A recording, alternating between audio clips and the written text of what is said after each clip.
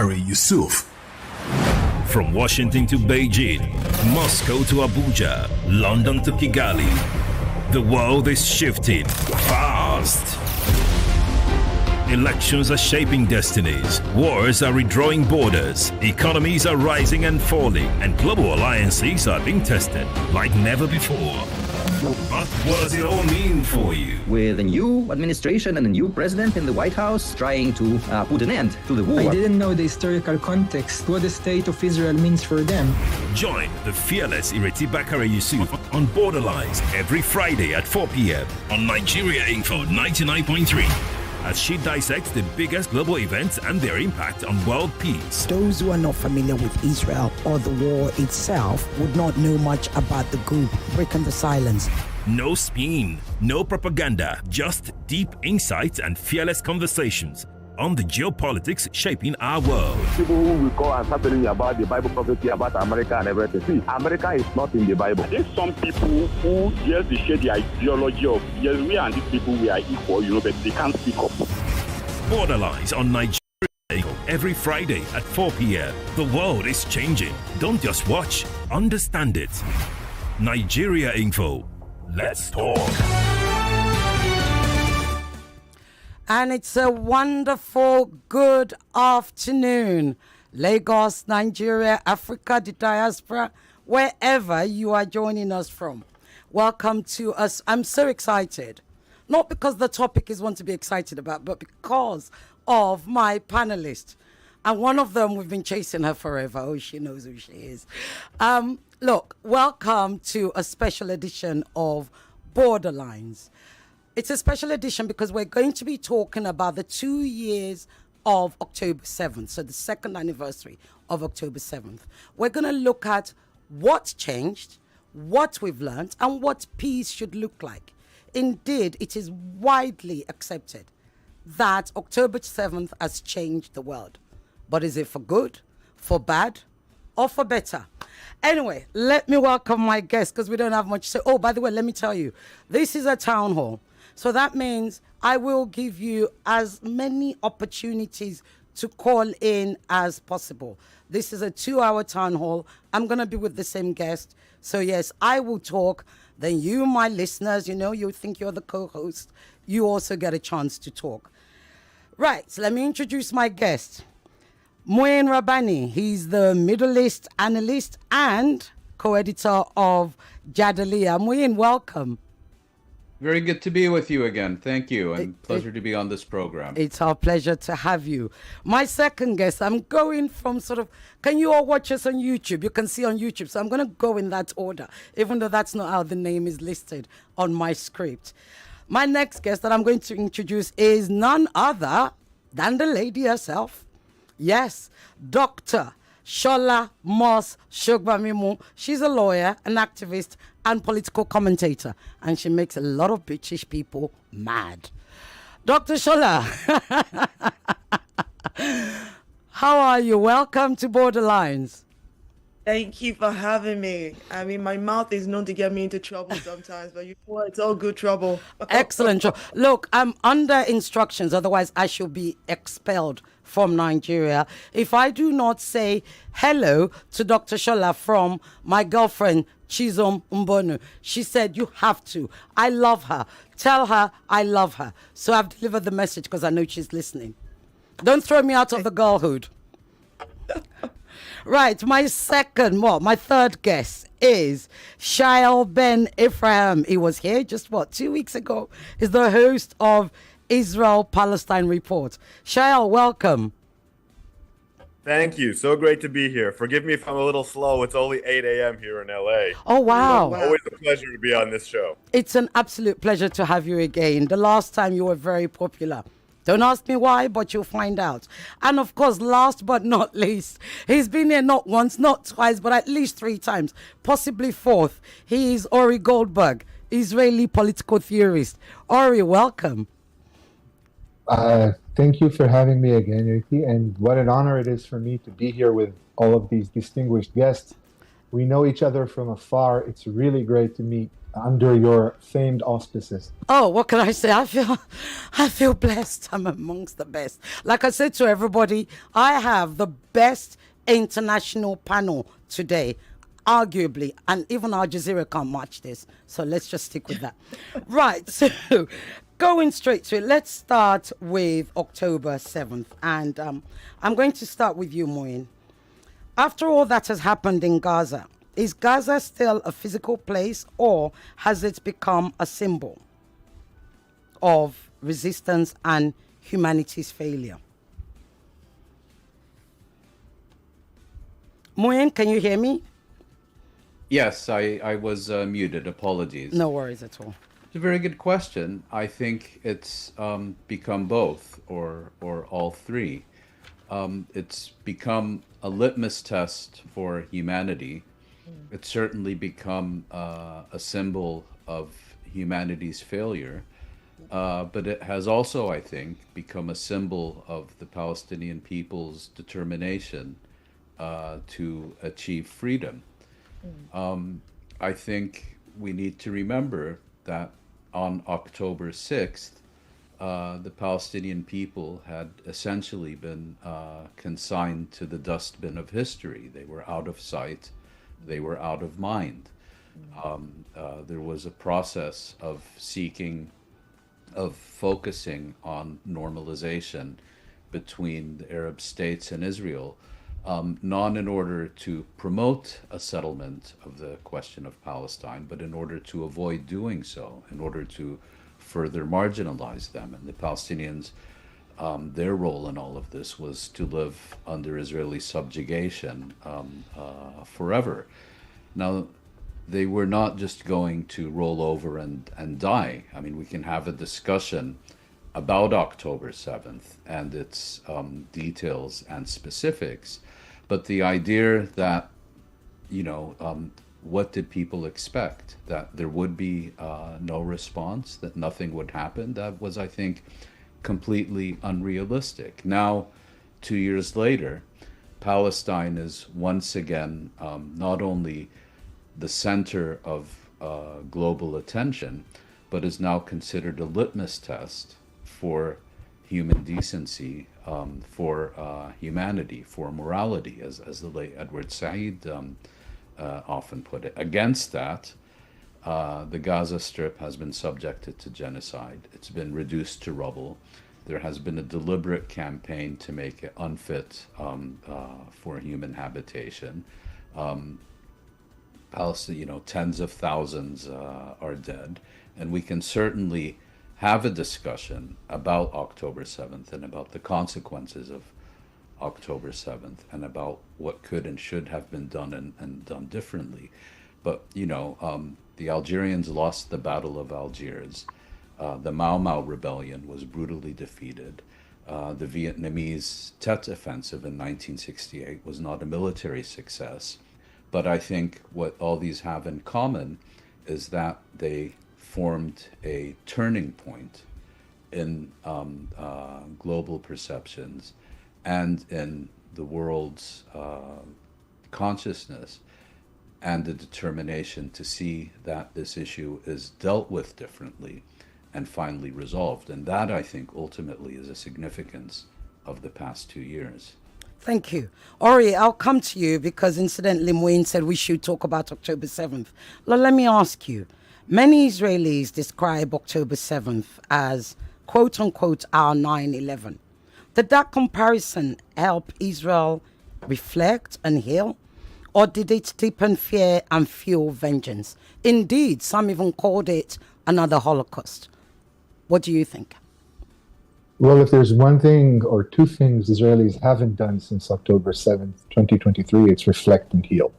We made a conscious choice not to reflect and certainly not to heal when, even before Israeli territory was free of Hamas fighters, Israel began carpet bombing Gaza and later invaded Gaza. The fight, so-called, the beginning of the Israeli genocide, began almost immediately with absolutely no pause, not just for, again, reflection and healing, but even for considering the situation. Israel had,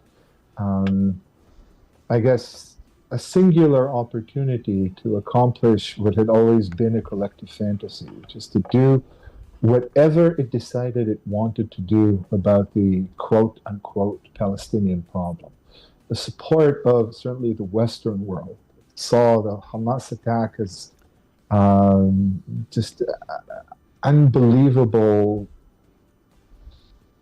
ungraspable even aggression on the part of, the people whose role was, as Mouin so justly said, whose role was to stay oppressed, to stay consigned to the dustbin, was willing to do anything Israel wanted to make sure Israel could make a historical point that would buttress, colonialism and would help oppression all over the world.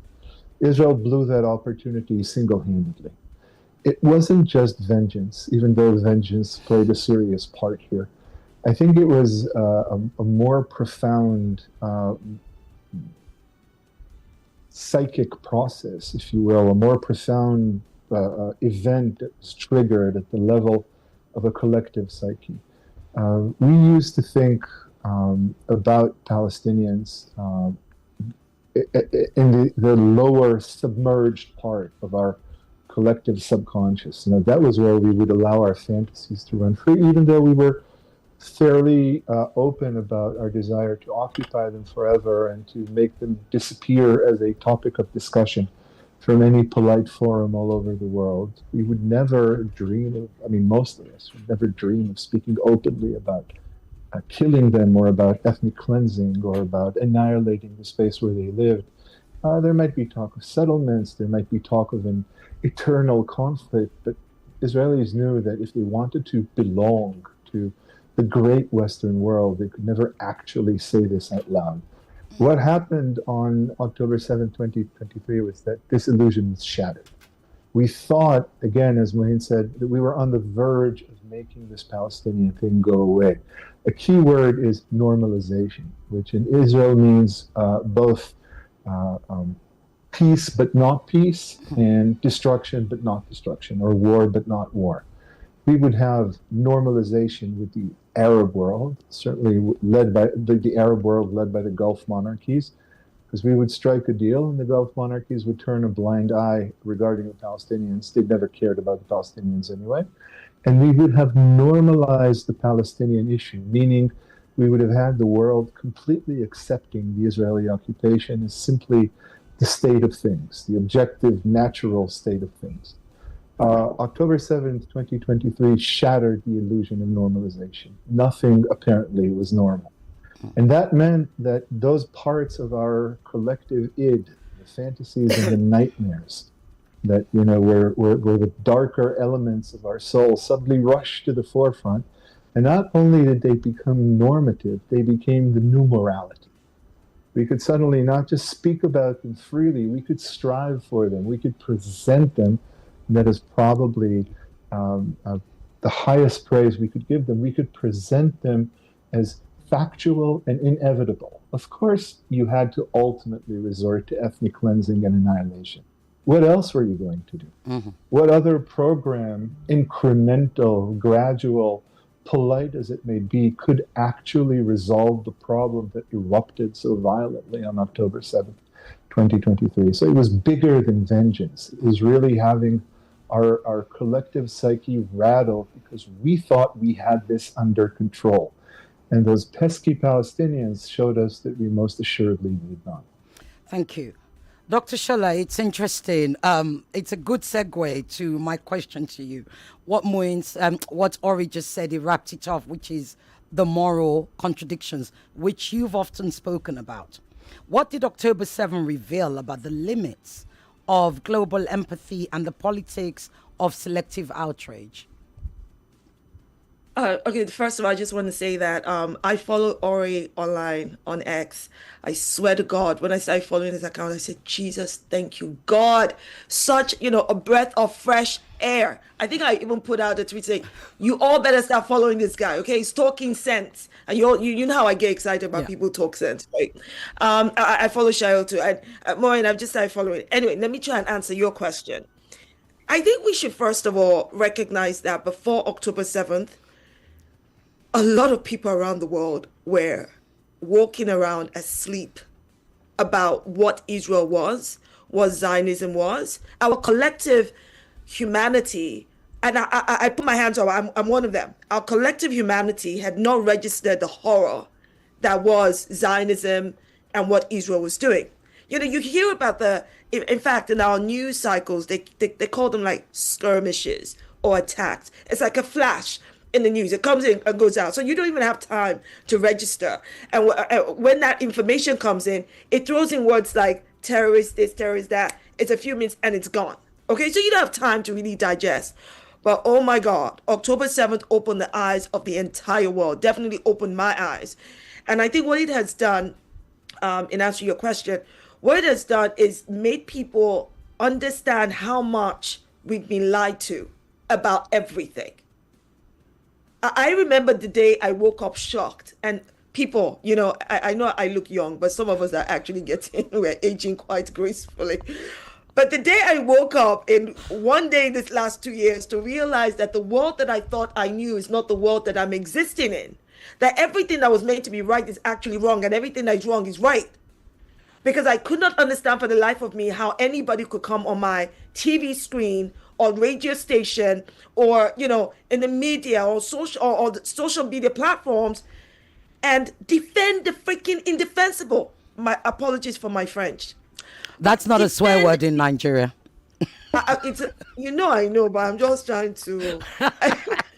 I could not understand it for the life of me.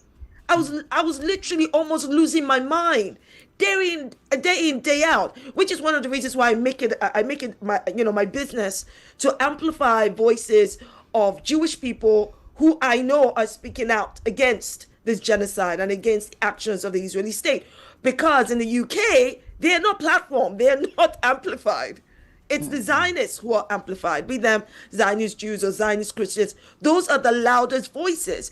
So I think what October 7th has done is to destroy the illusion of what democracy is, the illusion of what we thought humanity was, the illusion of equality. You know, countries like the United Kingdom saying, you know, we're the bastion of democracy, we are the forefront.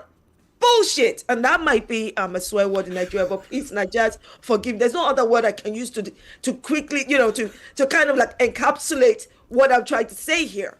Because the reality here is that I have my government, the British government, coming out and trying to describe October 7th as the worst thing that's happened to Jews since the Nazi Holocaust, which we all know is actually not true.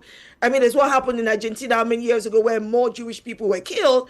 But I understood that there was an intention to this narrative. There's an intention to the narrative of to many of the debunked lies, to every debunked lie we've been told about October 7th. And the intention of the narrative is to manufacture consent for Israel to ethnically cleanse, commit genocide, starve Palestinians.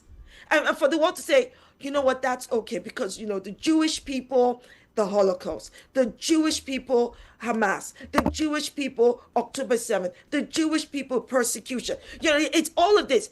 And I remember thinking when the news broke out, I remember thinking, oh my God, this sounds so awful. This is terrible. How could this have happened? But even at the back of my mind, something was telling me something was off here. But I couldn't put my finger on it. You know, when you just in your spirit feel, there's something just not quite right, you know.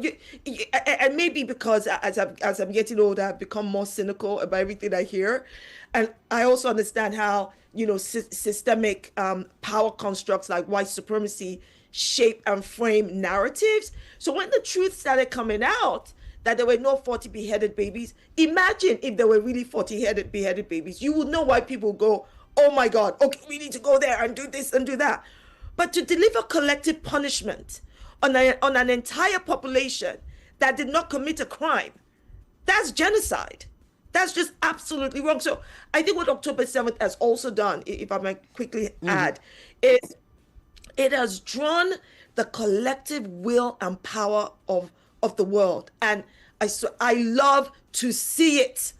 I love to see people from different faiths, race, ethnicity. I mean, the power of the people from country to country, city to city, coming out to say free Palestine, coming out to say this is wrong, this is unacceptable, and also fighting for our rights to say that, listen, we can be compassionate about the horrific deaths that happened on the horrific killings that happened on October 7th. We can be absolutely compassionate about civilians losing their lives. You understand? Absolutely. Yeah. But we can equally be enraged that hundreds of thousands of innocent civilians are being killed because you are telling us that as a state, you have a right to do so. No, you do not have the right to do so. So I think October 7th has definitely reshaped our thinking about who, for instance, what the foreign policies of our governments are, whether it's America or the United Kingdom, about what democracy is,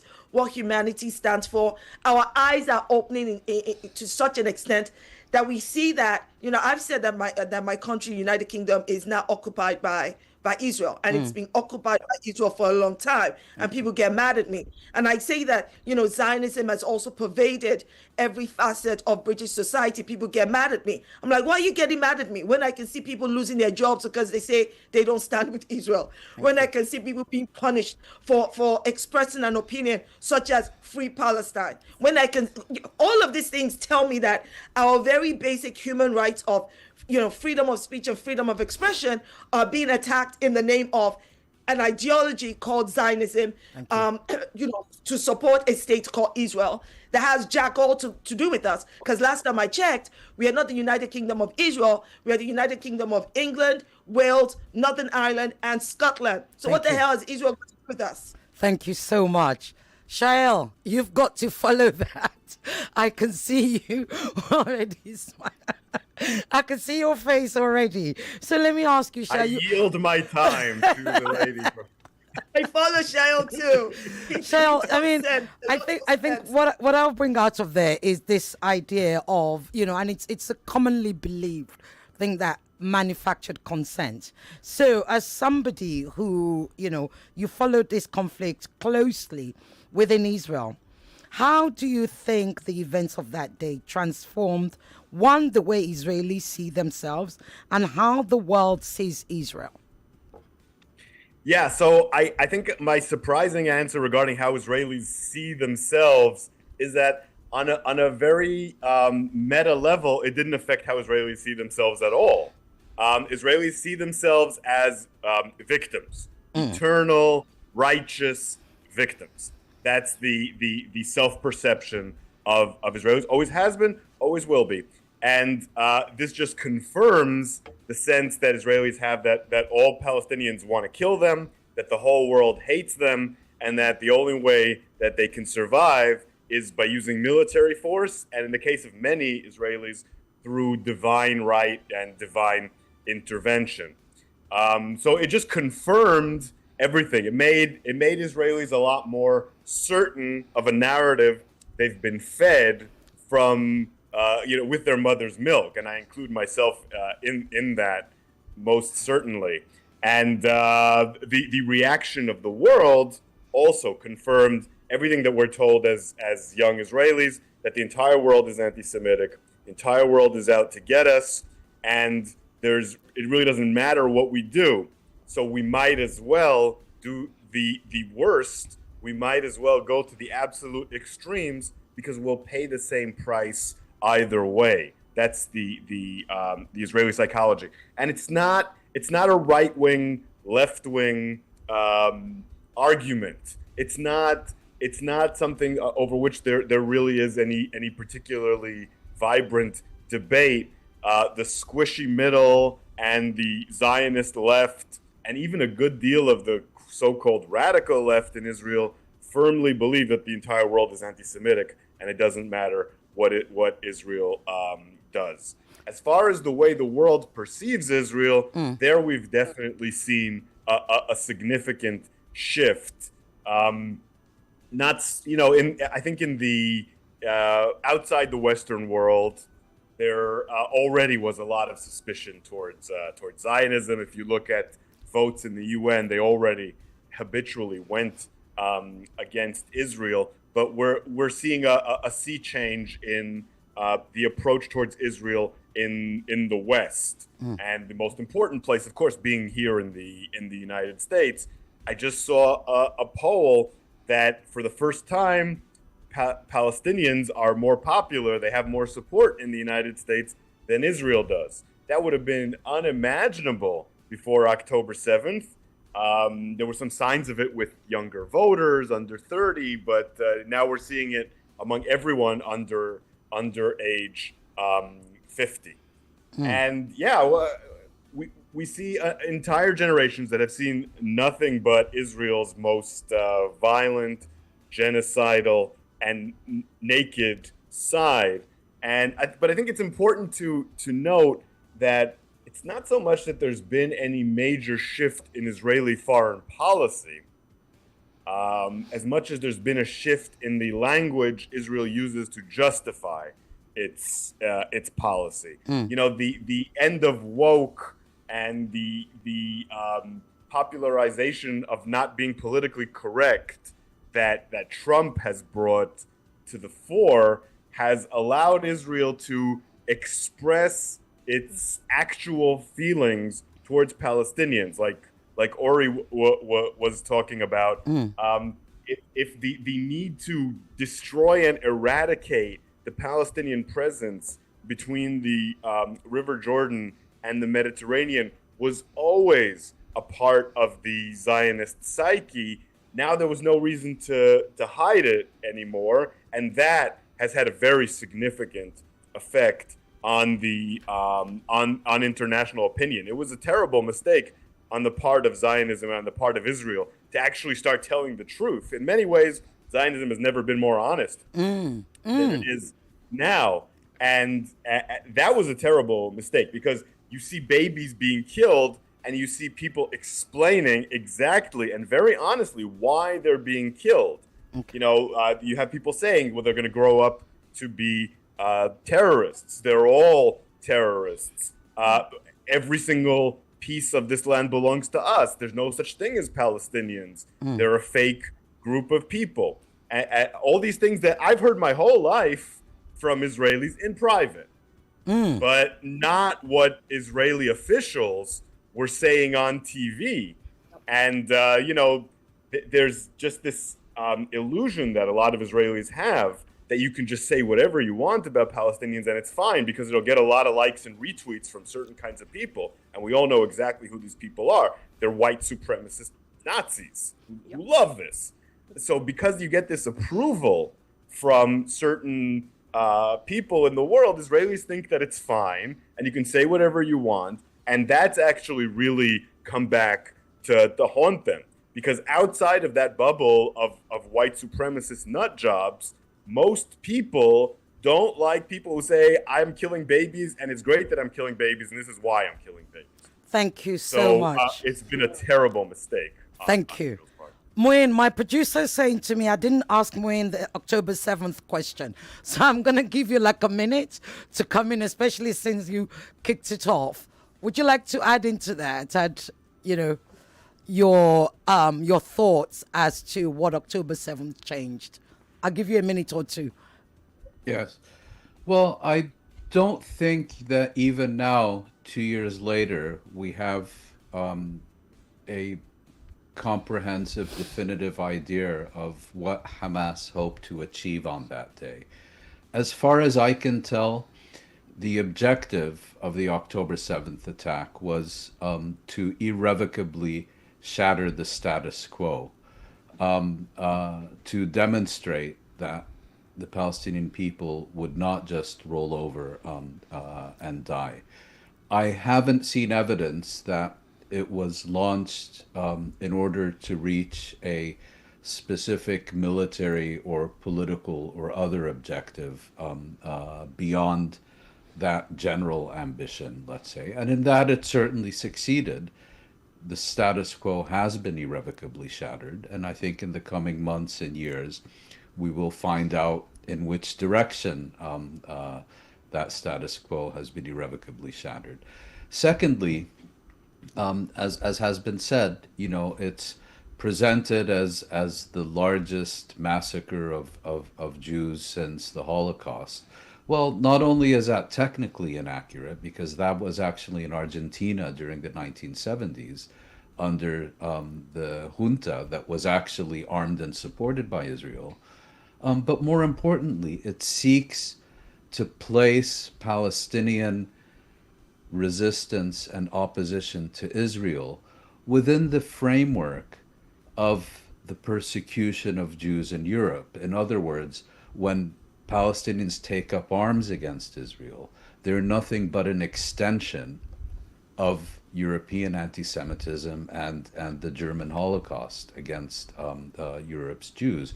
And by doing so, it seeks to remove it from its actual physical and historical context, which is a Zionist project in Palestine, and specifically the Israeli occupation, the Israeli creation and occupation of the Gaza Strip, and more recently, in the last 15, 16 years, Israel's blockade and siege of the Gaza Strip. And I think it's important to place it in the proper context, because unless you do, not only can you not understand what happened and why it happened, but you also will be unable to understand the consequences and ramifications of what happened, and crucially, what now should happen.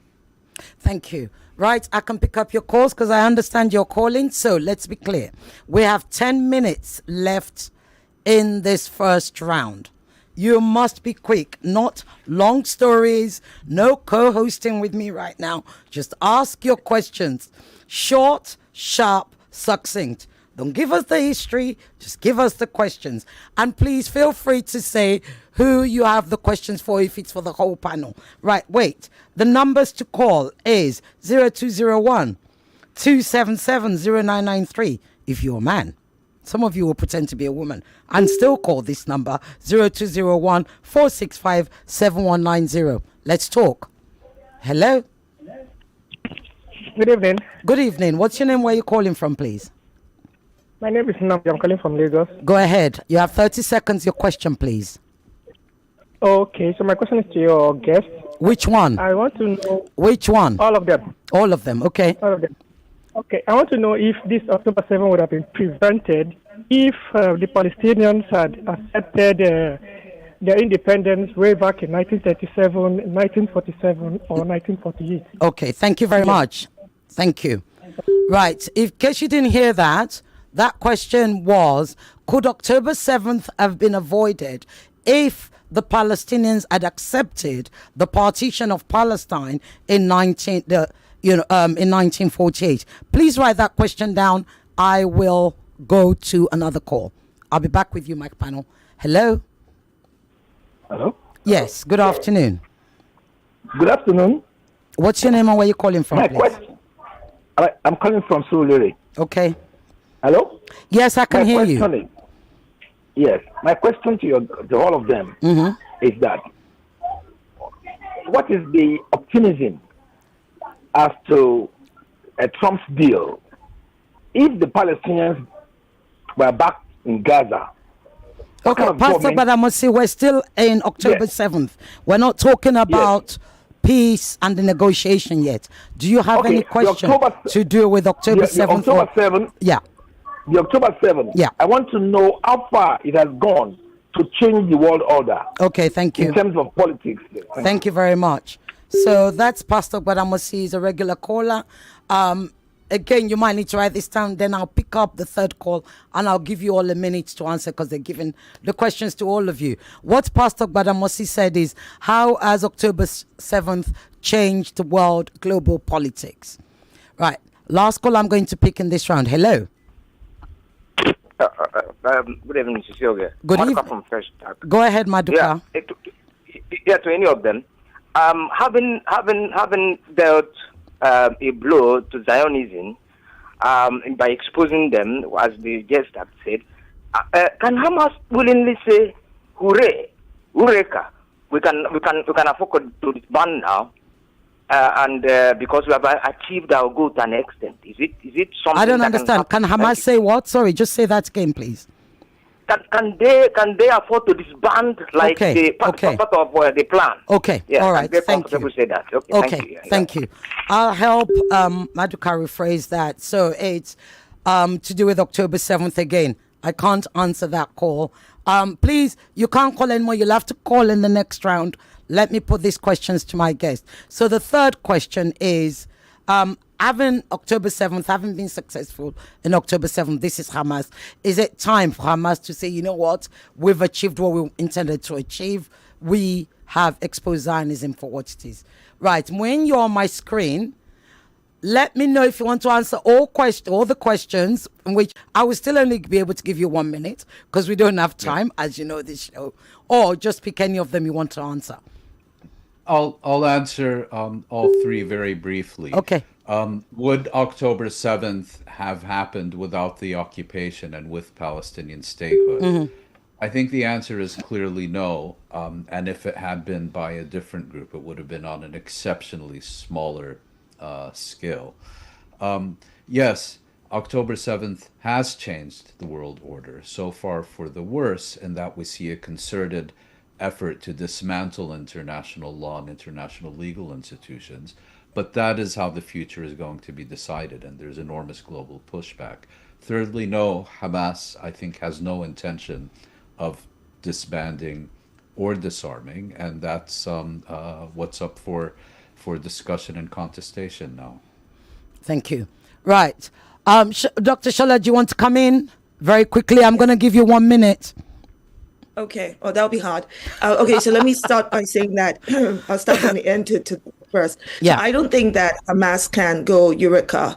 Dismantling Zionism was probably an afterthought, because to me, it looks like the goal for October 7th was to let Israel know that, listen, we're not going to crawl under the stone and our people can defend or resist. But also because they wanted to get all these prisoners, all of these people that Israel had been, all of the Palestinians that Israel has been imprisoning without any due process. They wanted to use it. That's why they took the hostages as well.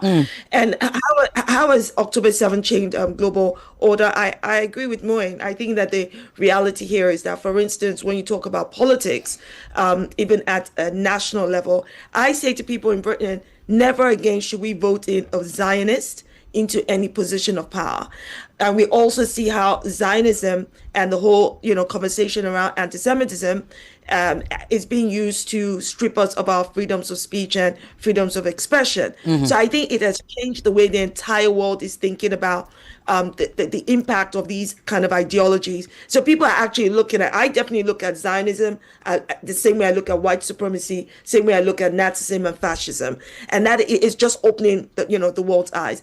And can I just say to the first caller, if Palestine, if the state of Israel had not been forcibly and without consent of Palestinians created on Palestine land in 1948, there would have been one, no October 7th, in my opinion, and two, October 7th is always spoken in the context of what happened to Israeli Jews, without being spoken to in the context of the thousands of October 7th that have happened to Palestinians for 76 years. So I think we need to put it in that context. Thank you very much. Shaiel, are you able to answer all three, or do you want to pick one?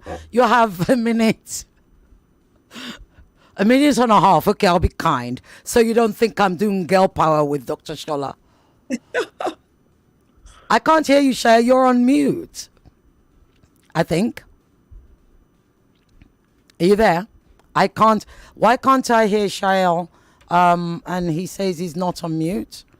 How about now? Can you hear me now? I can hear you now. Yes, thank you.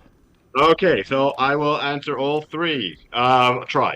Okay. So could October 7th have been avoided? So if you change one factor in history, you'll change all the factors, and October 7th wouldn't have occurred on October 7th the way it had occurred. But I think the question was deeper about whether there'd still be a conflict. And I think that ultimately, and here I might part with the rest of the panel, this is a mutual problem. It's a Palestinian problem, and it's an Israeli problem. Both sides do not recognize the other as legitimate. Both sides do not recognize the other story's pain and trauma as real. And I don't think that accepting the partition at a specific moment of time would have changed that. It just would have changed the specifics. You would have had this battle on this date, this battle on that date. It would have been an army instead of a supposed terrorist group, and all that sort of thing. But the trouble is conceptual. It's spiritual. Neither side accepts each other, and there'd be another slaughter somewhere else. Okay. Had to change the world order? No. But the world order is exactly the same. It's a world order of oppression that allows genocide, that treats people as real estate deals. What changed as a result of October 7th and the war since is that it's been very much exposed. Everyone sees the naked structure of oppression that is behind all these so-called governments that are the real terrorists in the world. And that includes Western European countries like Germany and the United Kingdom, and of course Trump and the United Arab Emirates and Israel and Qatar. They're all behind all this slaughter because it makes them money. And everyone sees that now. And they're using their power to oppress anyone who speaks out against genocide and any international organization that holds people accountable, like the ICC and the ICJ. And everyone sees that now. And the question is, do we do anything about it? As for can Hamas afford to disband, I think that Hamas's mistake right now, or maybe their mistake going forward, will be to maintain their existence apart from the PA and apart from Fatah. I think what the Palestinian people need right now is unity. They absolutely have to have unity, because what Netanyahu and people like that prey on is division among the Palestinian ranks. They played divide and conquer, and Hamas have fallen into that trap and have allowed themselves to be used by Netanyahu as, look, those are the terrorists, and these are the people that also are terrorists from Netanyahu's perspective, but we treat them differently. And all that has been used to subjugate the Palestinian people. And if Hamas really care about the welfare of Palestinians, they need to unite with Fatah, and Fatah needs to do the same.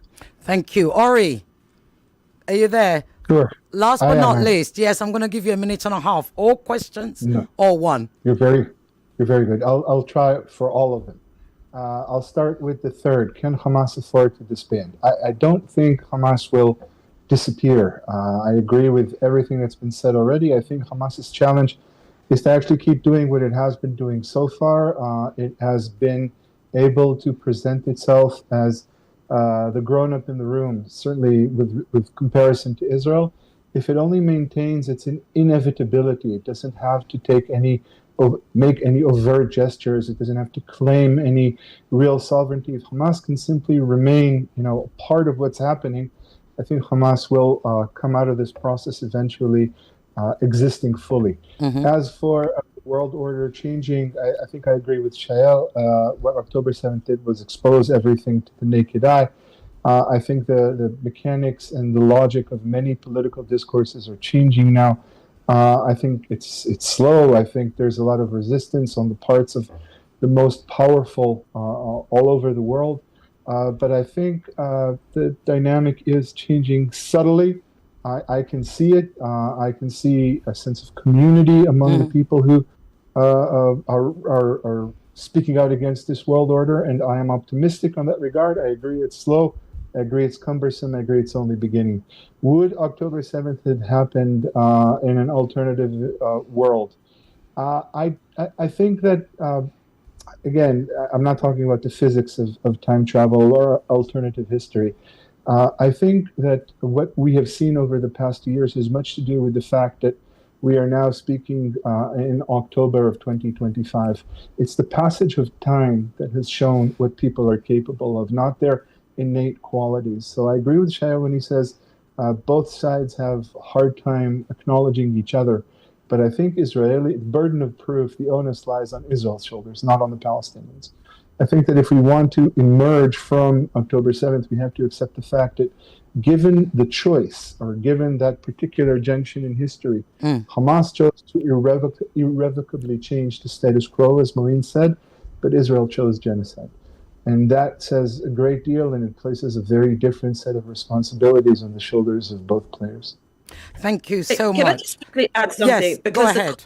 Yes, go ahead. On the Dr. last Shola. question, I think the caller was trying to stress on if Palestine had accepted statehood and mentioned a number, certain years.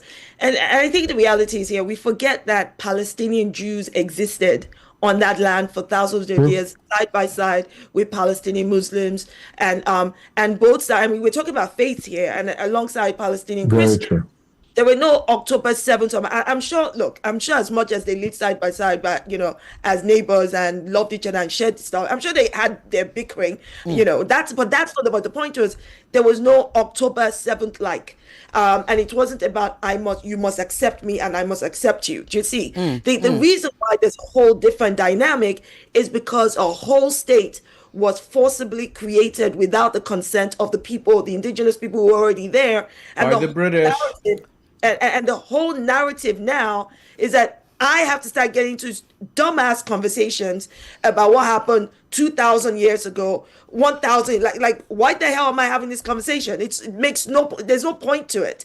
But that's the conversation that keeps driving this narrative. So if Israel had not been forcibly created on Palestine, no, there will be no October 7th for, to the Israeli Jews. And there would have not been any thousands of October 7th to Palestinians. I think that's just the bottom line. Thank you. They would have been living side by side because, as I understand it, Palestinians had already been welcoming to, refugees, those running from, genocide in Armenia and even from Europe, Jewish people from Europe, they had, welcomed them in already as neighbors, and let's help you out and let's all live side by side. So that's not the issue. The issue is the Zionism, creating a Zionist state, which then weaponized the Holocaust and the trauma of Jewish people to commit genocide and ethnic cleansing. Thank you so much. Mouin, you had something to say. I think you were backing up what Dr. Shola was saying. No, just to point out that in this discussion, Britain is the root of all evil. Oh, my brother, preach. Just speak it again. Speak loud for them at the back because they didn't hear you the first time. Okay. Right. Can we take one more call? I have 5 minutes before I go to commercials. Trust me, reluctantly, I will be going to commercials because I actually don't want to stop this. So let's answer that call. Hello. Hello. Yeah, good evening, Sisiogi. Good evening, Emmanuel. 30 seconds. Yeah. Well, this question has created division. Personally, I believe that the Israeli government deliberately said that October 7th to happen. Okay. Because they have military barracks, everywhere, and they have the capacity to counter, that offensive. What's your question, Emmanuel?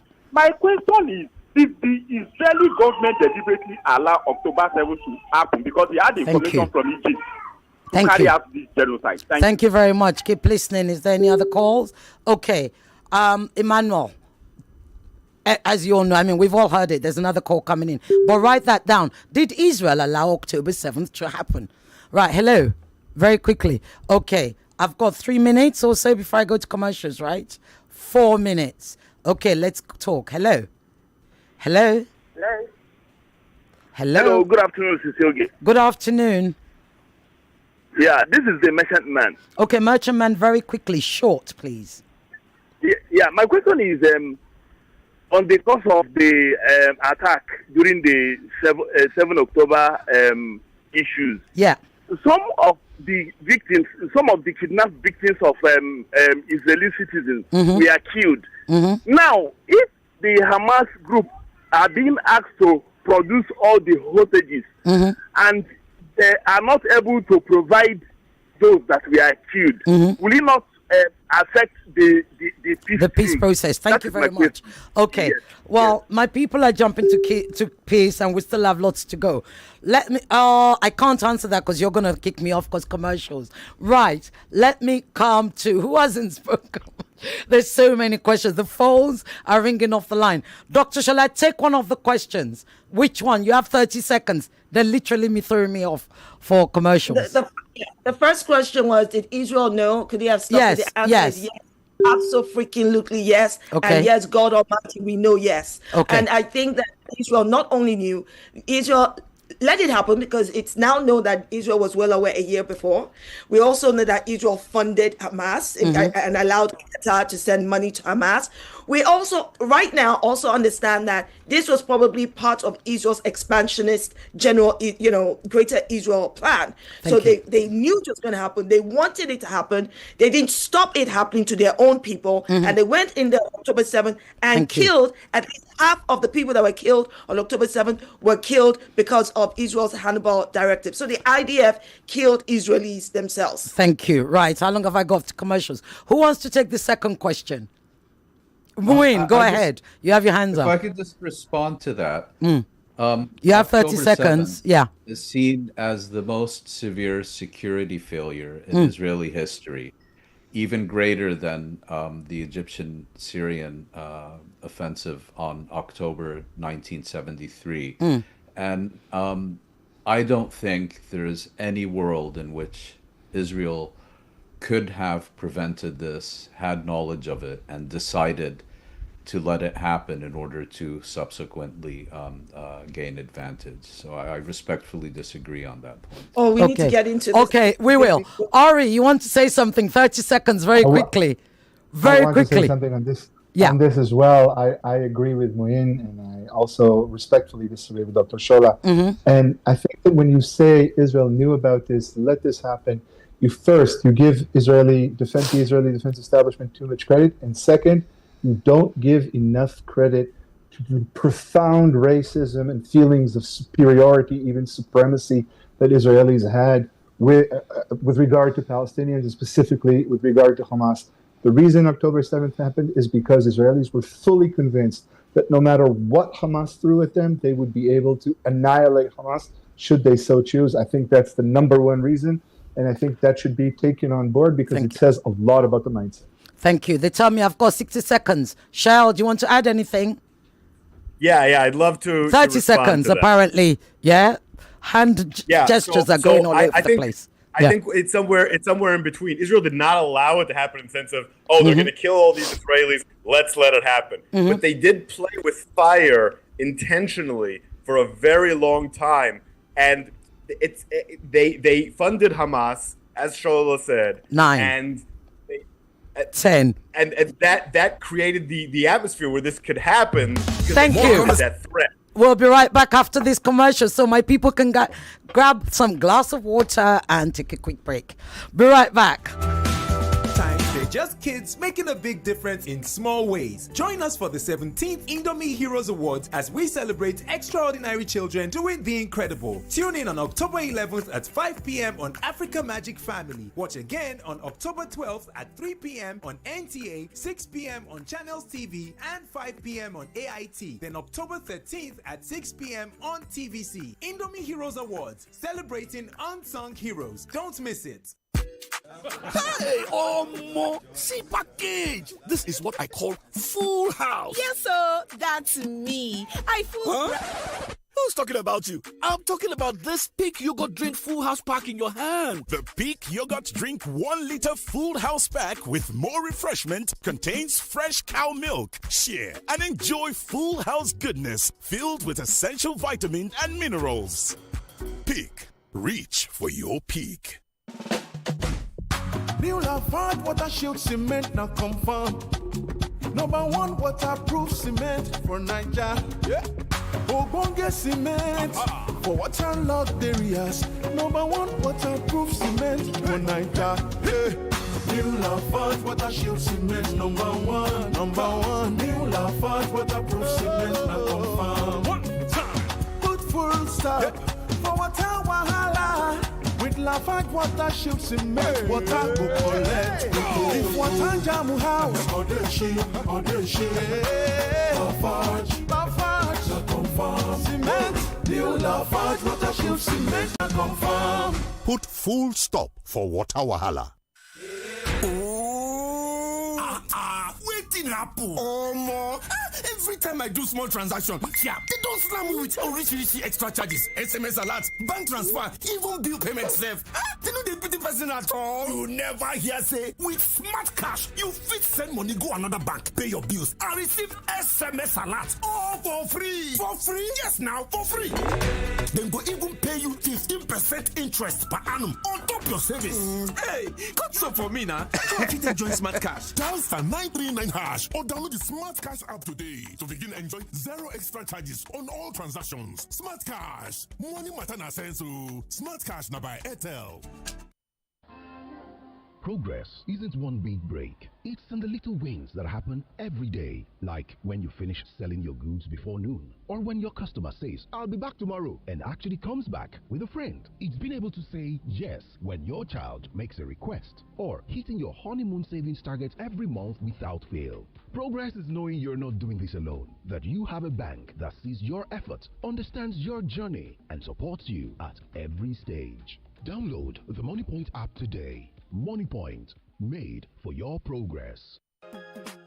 Guess what? Nigeria, the Kellogg Superstar Quiz Show, is back with season 4. Get ready to watch young superstars from schools across Nigeria battle it out in the ultimate contest of knowledge, speed, and fun. Catch all the excitement from 12th October on Z World, DSTV channel 166, and GoTV channel 30 every Saturday and Sunday at 10 a.m. sharp. It's going to be a thrilling journey of learning, laughter, and superstar moments, and you don't want to miss it. Superstar Quiz Show. Stay fresh, stay dry with Nivea Dry. No bad smell, it protect from sweat and it last well. Nivea Dry don't get 25 ml pack. Make you rush go buy am. The price set, no they tear pocket. Make you stay fresh, stay dry with Nivea Dry. Nivea Dry deodorant will help you maintain your steeze. It only for 25 ml small size for boys and girls with sabi.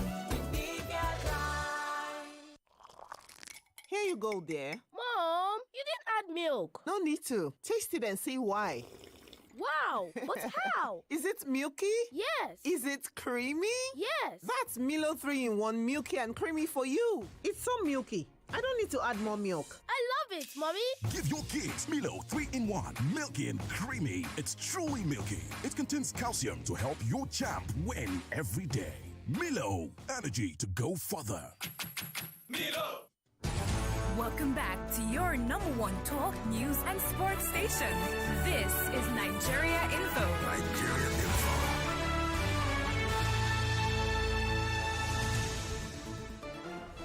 Stay informed and stay connected on 99.3. I think questions against Pengassin is who are they fighting for? I mean, this Pengassin is supposed to serve the interests of the country first. Is it an asterisk from the defense stage? We're not seeing for They're telling us that Nigeria's rental market is spiraling.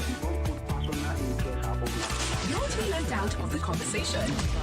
It's great conversation all day on 99.3. 99.3. Nigerians have lost confidence in their country's electoral system. Nigeria is exporting oil, and Nigeria is also importing petrol. How about that? Well, what would have informed you rejecting an emergency case? That's what I'm saying. Gunshot wounds are emergency. It's always more conversation on 99.3 Nigeria Info. Let's talk. Be part of the discussion. It's Borderline. On 99.3 Nigeria Info.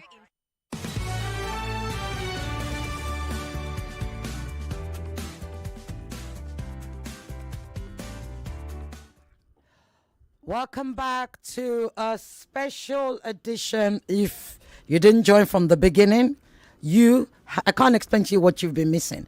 But go on YouTube now. You can watch us on Nigeria Info FM. You can watch us on Facebook Live because everything is being broadcast live. Or you can listen to Nigeria Info 99.3 FM Lagos. Of course, we'll be syndicating this show. There are other, other stations that are carrying it, some out of Nigeria. So, before we went on commercial break, Dr. Shola wanted to respond to the question.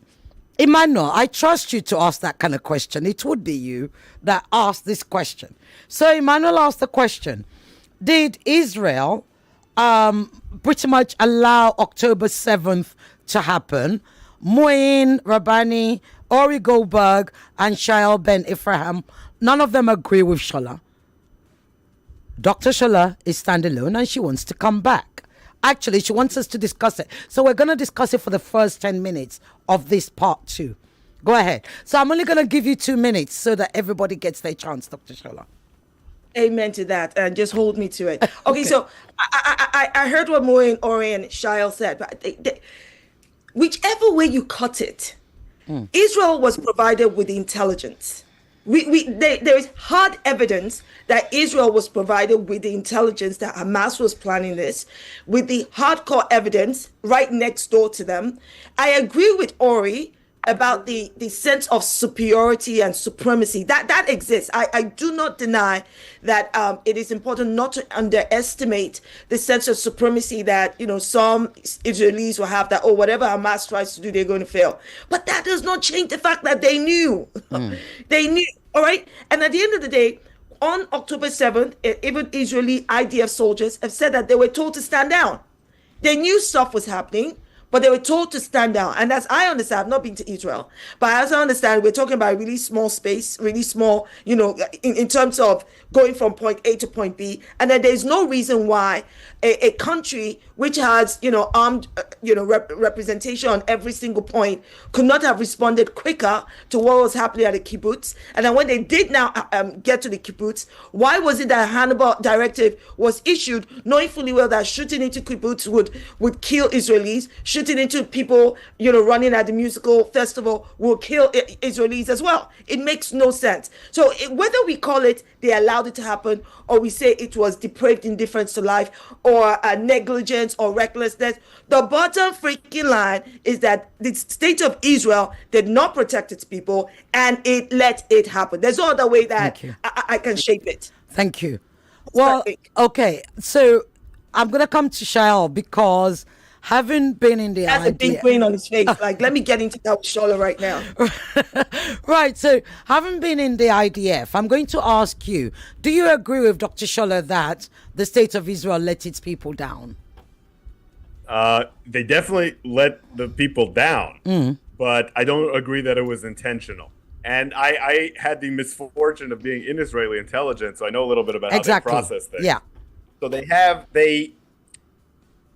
you have the raw information and you have the concept that's behind it, right? And raw information is coming in all the time. And raw information is, this is a threat, that's a threat, this is a threat, that's a threat. And if you took every threat seriously, you soldiers would be invading every country everywhere 24 hours a day. What you need to do is you need to prioritize. This is a bigger threat, that's a smaller threat.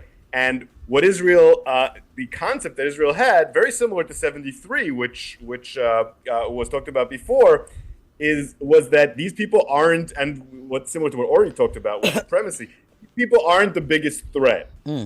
Even if they attack, it won't be the end of the world. It's not a strategic threat. The strategic threat comes from Iran. The strategic threat comes from Hezbollah.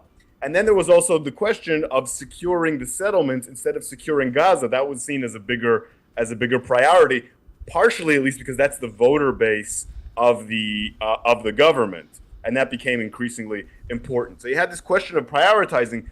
It's always easy to take the raw information afterwards, like the flight lessons of 9/11, take it in isolation from all the other threats that analysts see every day and say, oh, they missed that. But it's not so much that they missed that as much as they decided it's not as important as other information because they had the false conception of reality before, just like the United States with Pearl Harbor and so on and so forth.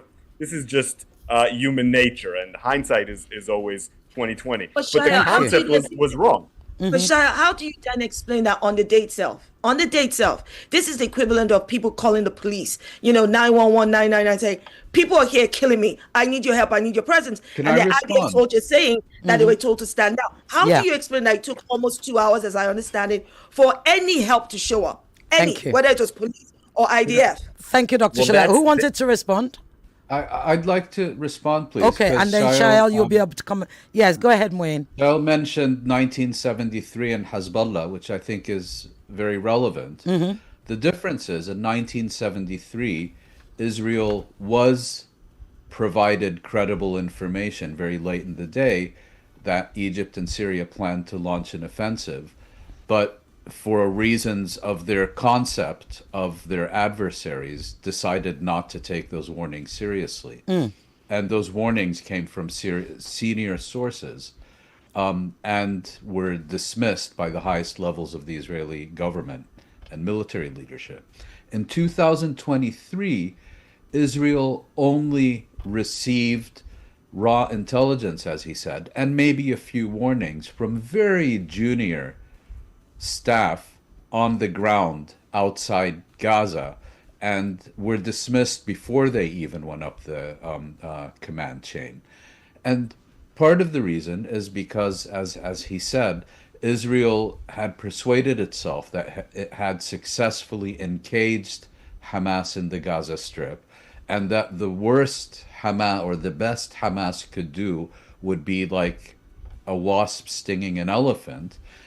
And part of the reason is because the one adversary it did take seriously and did view as a competent threat was Hezbollah. And as we learned last year, for many, many years, Israel had devoted all of its intelligence resources and preparations for the northern front rather than the Gaza Strip in the southeast and southwest. And I think those are very relevant factors. Again, there is no way that any leadership, Israeli or others, is going to allow the most severe security failure in its history for political or other advantage, particularly given that this concept of deterrence and total security is absolutely central to the Israeli state. Thank you. I wanted to wait till you finish because I was really urging to say something because I think that Israel just proved you wrong when you say that there is no state, government that would do that. Israel proved you wrong because the last 2 years, Israel has been indiscriminately bombing the entire Gaza with all of the Israeli hostages in there, and they're intentionally doing so because I use the word intentionally because they don't care if their own people get killed. Yeah, but that's an entirely separate dynamic. I beg to differ. It's not a separate thing. That's the same mentality they use to murder their own people on October 7th. And it's the same mentality because nobody has answered the question I posed after Shaiel, which is that on October 7th, the people in the kibbutz and the people at the music festival were calling, like they would call 911, come help me, there are people killing, and nobody showed up. Yes, that's an excellent point. Why? That's an excellent point. And IDF soldiers were told to stand down. Yes. Okay. The reason is that Hamas successfully knocked out many of the communications infrastructure around the Gaza Strip. And as a result, the Israelis did not have a proper understanding of the scale of attack and were therefore very slow to respond and could not respond rapidly enough in a sufficiently organized manner. I'm sorry, that makes no sense to me. Okay. Wait, I'm sorry, but if I am, listen, one person, I'm so sorry. Let me just that because I'm sure people are thinking exactly what I'm thinking.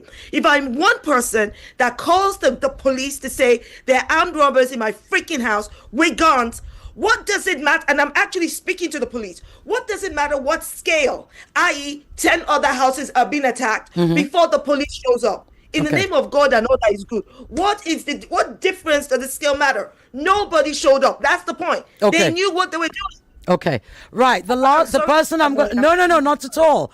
This is engaging. People are loving it. Thank you so much. They can see that it's not scripted, so that's what we want. But for this section to close, I'm going to give Ori, who is the only person I think that hasn't spoken. Ori, do you want to wrap this session up? So then I will go to the next round. Do you have anything at all to say? I do, and I'd like to do it by performing, a slight zoom out for a second. Okay, let's zoom out. The reason that I side with Mouin here, although I agree with a lot of what Dr. Shola is saying, it makes a lot of sense. The reason that I ultimately side with what Mouin is saying is because it is exactly this form of Israeli behavior that Mouin is describing that fits what all four of us have been saying about Israel on your program for the past hour, but also on social media for a very, very long time. This is exactly the collective psychological makeup of a rotten establishment, of a system built on disregard, a system built on racism, a system built on condescension. I have some experience working with IDF intelligence. They are very, very good at creating assessments that provide, as Mouin said, strategic briefs, or as Shaiel said, I forget, they providing strategic briefs. This is what they'll do in the long run. This is what they'll do in a year. This is what they'll do in 2. What October 7th was an immediate attack. What happened in the music festival, I think, as far as I know, that wasn't even planned in advance. They just discovered the music festival and came in using hang gliders that Hamas had prepared for any kind of potentiality. That was something that the IDF was not capable of handling. And once it saw that this was the case, that's when it turned on the Hannibal directive. Because the IDF realized that this was out of its hands, not because it was too sophisticated, not because it was so well planned, even though it was, but exactly because it was immediate. It was man to man. It was not disguised in some kind of broad, abstract, strategic discourse. This was Hamas leveraging an opportunity in combat, something that the IDF has not done for more than 40 years. I think that's why the IDF failed. That's why ultimately the IDF fired on and killed its own citizens. And that's why this isn't a conspiracy led by leadership, rather a reflection of, again, everything that the 4 of us have been saying for such a long time about the way Israel operates, about the way Israel thinks. Thank you so much. Okay, so we're moving on to the next round. You can send a WhatsApp to 0809 597 5805. So you don't have to wait for me to open up the calls, because I will be coming to your calls soon.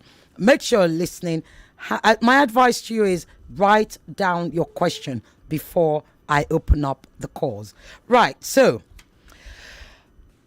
before, just so we don't even, I was going to keep this till the end, but I think we should ask now, because the speed at which this is moving, we might not get a chance, and I would have done an injustice to the man himself. So, for the first time, certainly in my lifetime, and I think in all of our lifetimes, unless somebody can tell us differently, we had a head of state, the president of the most powerful country in the world, campaigning for the Nobel Peace Prize.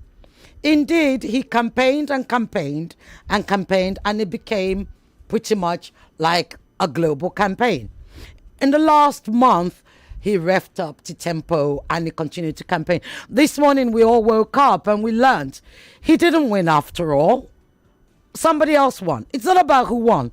My question is, Donald Trump did not win. And what does this mean? Before we even unpack the peace process, since Donald Trump, the man, the self-confessed, the peacemaker of the Middle East, peacemaker in chief, etc., etc., he didn't get the prize for his pet vanity project. What happens now? Dr. Shola, I'm going to come to you after, because I know you're going to be big on this one. You're going to enjoy it too much. So I'm going to go to Ori. You're in front of me. Why are you turning your... Ori, I was coming to you because I often come to you last, but I'm going to come to you first because you're already in front of me. Donald Trump didn't win. What does this mean for Donald? Is he going to now blow up and abandon the peace process? Or is he going to work hard for next year? Or should we just laugh that he didn't win and move on? I don't think it's going to blow up the peace process. I never thought it was for him, but for him it was about winning the Nobel Peace Prize more than anything else. In fact, the Nobel Committee actually gave him a bow with its choice of the leader of the Venezuelan opposition, because he's talking about starting a war against the current Venezuelan leadership. So that means they wanted to tell him, hey, we're on board. We're just not going to make this as blunt as you'd like it to be. I think Trump is in this for other reasons. I think Trump is in this to alleviate the massive internal criticism that he's experiencing from his own people in the United States, not on the left, but within his own MAGA base. I think Trump looks at and has looked at what is happening on the ground in Gaza as the mega deal that the Abraham Accords were perhaps supposed to be. Not necessarily in the sense of making the Palestinian problem go away, although that's already there as well, but in the sense of showing the world what he can do, in opposition to the diplomatically led world order that's, until his term in office, or his terms in office, was the standard setter for how you end wars or how you achieve peace. Trump, I think, is seriously, as far as his legacy goes, engaged in the notion of a deal and of himself as the ultimate deal maker. And there's certainly a deal in play here. I mean, a lot of people who are looking at what's happening on the ground are calling the Turkish President Erdogan the big winner of what's happening in Gaza, not the Palestinians and not the Israelis. And that's because Trump or Trump's people made this circular arrangement that ultimately ends up with his triumph. So I don't think it says much about Trump's commitment to what's happening. I think Trump is actually committed for his own reasons. I think the Peace Prize was something that we all, enjoyed as a kind of a comic relief. We could all chuckle at Trump. I think Trump represents something else, not just a power-hungry wannabe. Thank you. Dr. Shola, I'm coming to you. I know you. I mean, I'm like, girl, we need to laugh. I can't even ask my question because I'm already looking at your face. Let me tell you something. We need to laugh, belly laugh, have like drums of palm wine to flush down the laughter and then laugh some more. Because this was totally a power trip for Donald Trump. Trump was like, ooh, if that Barack Hussein Obama can get a Nobel Prize, I want one too. And he thought, there's no way on God's earth that it would have made sense to give the president of the country that was arming and funding the genocide of hundreds of thousands of Palestinians a Nobel Peace Prize. This is the equivalent of saying to the British, oh, please, we just want to thank you so much for ending slavery. Are you mad? It's like saying to the British, oh, thank you so much for no longer colonizing us. Let's give you an award. You do not reward the oppressor with an award. And let's not, I know Ori made mention to the nod that the committee, he says, gave Trump. I don't think they gave him a nod. In fact, I watched the video earlier that made me cackle so hard because they said, to the question about why Trump wasn't awarded, they said that when you look at the pictures of all the people who've been awarded, they give it to people who have courage and integrity. I love it. I love it for him. And for me, I don't usually dunk my biscuit in a tea. But on this is the dunk biscuit in a tea moment. Thank you. The man does not deserve it. He shouldn't have it. And he only wants it for his own useless ego. Thank you.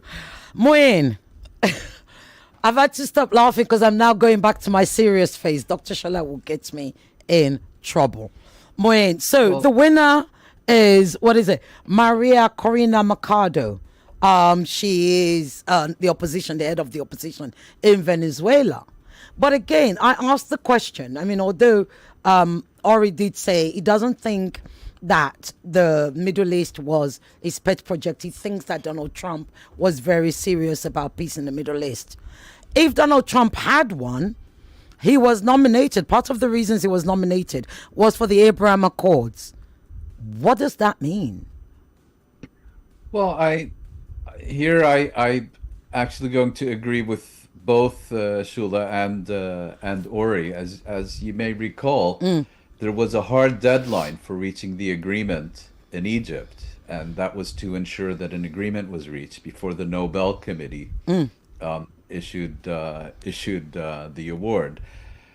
Trump was so obsessed with it that there was actually a serious headline in a serious newspaper yesterday, the British Guardian, saying something along the lines of Norway preparing for the possibility that Trump won't win. You know, what did they do? Open the bomb shelters in Oslo? I don't know. But beyond that, I do think that the key element in reaching this agreement was not the Nobel Peace Prize, although, you know, it was as foundational to Donald Trump as cotton candy to a 3-year-old. But rather, I think the key turning point was the Israeli bombing of the Qatari capital, Doha, because it was at that point that the Arab states, who had on the whole been comfortable with Israel slaughtering Palestinians in their own homeland, realized not only is this conflict continuing to expand throughout the region, but even U.S. client regimes are no longer safe. And the U.S. is effectively authorizing one ally to bomb another. And at that point, I think they said, okay, we really have to do something. And as you know, American politics is basically a public auction. money talks, and with this administration, money talks very loudly. And these are states that had already pledged to invest, I don't know, 7,000 trillion billion dollars in the U.S. during Trump's victory tour. And basically, when they met with Trump on the sidelines of the United Nations General Assembly recently, they let it be known that it was important for them that this thing be brought to an end because it's beginning to damage their own national security and sovereignty. And I think it's in that context that we need to understand why Trump made a phone call to Netanyahu and said, okay, now there's going to be a deal. Having said that, I completely agree. You know, in January, Trump's main priority was to ensure that he had a diplomatic achievement on Inauguration Day as opposed to a foreign policy crisis. The fear now is, you know, Trump has an attention span that's about 5% of the length of this program. And so the fear is, you know, that once he basks in the glory of this agreement on his trip to the Middle East, and given that his own administration is very divided on the Middle East, you know, on the one side you have the non-interventionists, on the other you have the Israel Firsters, the Christian Zionists, the neocons, and so on. We don't know who is going to get the upper hand in the chaos that is a Trump administration. Thank you very much. Shaiel. Yeah, I have very little to add really to this analysis. Yes, the Qatar and UAE element is more important than the Nobel Prize in the long term. There's no question about it. No, is it more important to Donald Trump or more important to the whole peace process is the question now? More important to Donald Trump. Okay. There's an entire structure here based on massive amounts of money, billions and billions of dollars that runs between Qatar, UAE, United States, Kushner, all this. What basically you have, the UAE and Qatar are perfectly fine with genocide. And the UAE is running a genocide right now in Sudan, but not if it hurts their bottom line.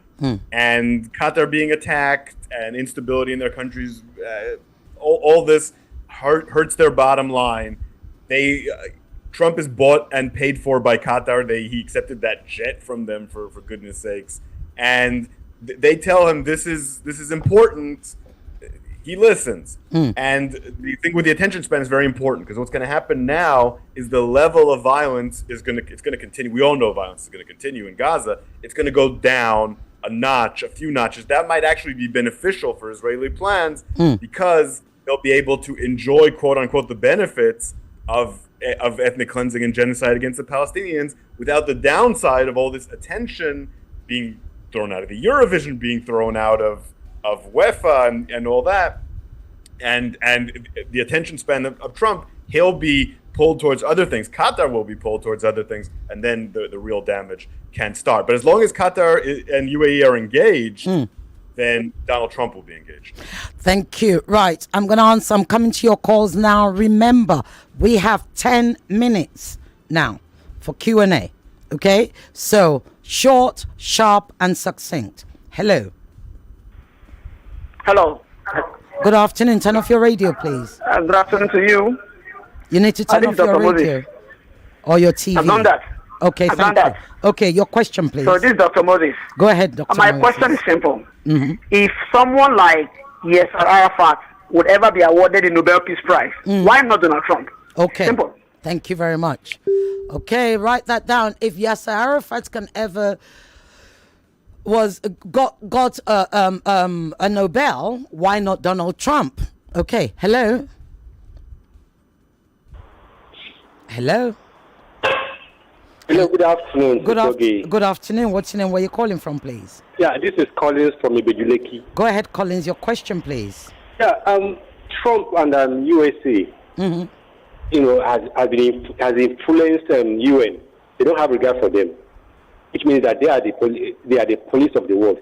How come that Trump could not influence the organizers of the Nobel Peace Award to give him the award. Sorry. Does it mean that he's a featherweight? Sorry, say that again. The question again, please. So what I'm saying is, America and Trump, despite all the power they have to influence everybody, how come they could not influence? Oh, the why couldn't they organizers influence the Nobel? Okay, Yes.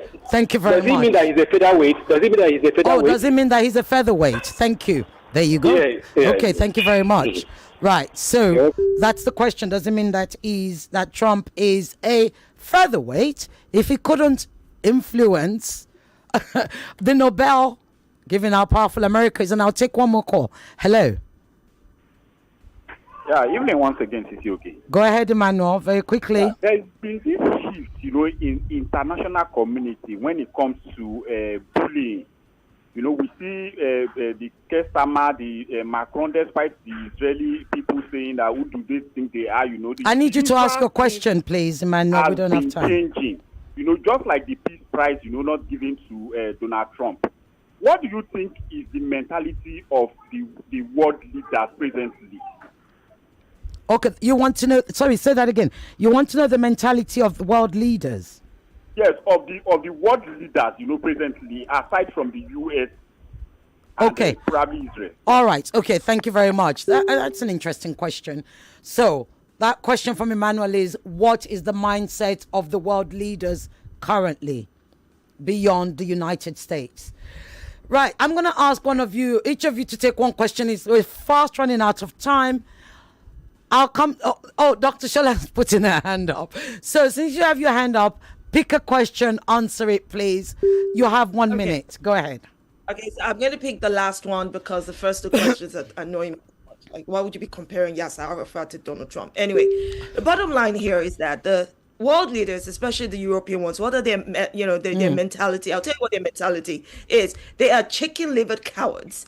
They are Zionist political prostitutes who do not do anything without, kowtowing to both, not just the ideology of Zionism, but the money and the influence and the fear of not being allowed into the group, so to speak. That's their mentality.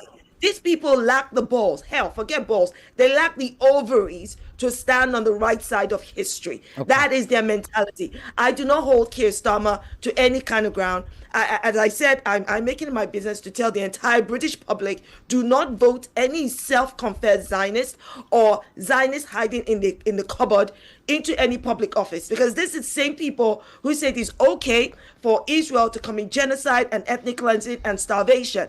They are not worthy of respect. They have no place or business being in any position of power. And let's not forget that I'm British, and my country just welcomed a convicted, okay, let's not say convicted, but a man who's held liable for rape, Donald Trump, with the king kowtowing to him. I have no respect for people like this, wasting taxpayers' money. Don't ask me about their mentality. Who gives a rat's ass about their mentality? They have no business being where they are, and we should kick every single one of them out of office. Mentality call. Mentality. What rubbish. Dr. Shola just became Yoruba Nigerian all of a sudden.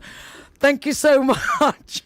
Was I coming to you, Mouin? I'm suddenly lost. She has this effect on me. Mouin, which of the questions do you want to take? And you'll get a minute. Yeah. Yes, I'd like to take the same question. Okay. I think the international community is now very much divided. On one side, you have a increasingly small collection of states, the United States, the European Union, Britain, a few Pacific islands, that believe the role of the international community remains to provide Israel with total impunity in its dealings with the Palestinian people and that international laws for the little people. On the other side, you have a growing number of governments who are, I think, best represented by what's known as the Hague Group, who believe that the same standards that we apply to every other state should also apply to Israel, and that Israel should be dealt with on the basis of accountability and consequences for its actions rather than impunity. And between them, you have a group of states, I would say mainly European and a few other Western governments like Canada and Australia, that hold on to this illusion of the Oslo process, of a two-state settlement, which they constantly proclaim their faith and support for, but do absolutely nothing in terms of concrete policies to make reality. And they're doing so for different reasons, in part in response to their own public opinion, in part because they think it's best for Israel, in part because they're concerned about European security because it's next door to the Middle East and so on. But I think those are kind of the three main camps we have today. Thank you.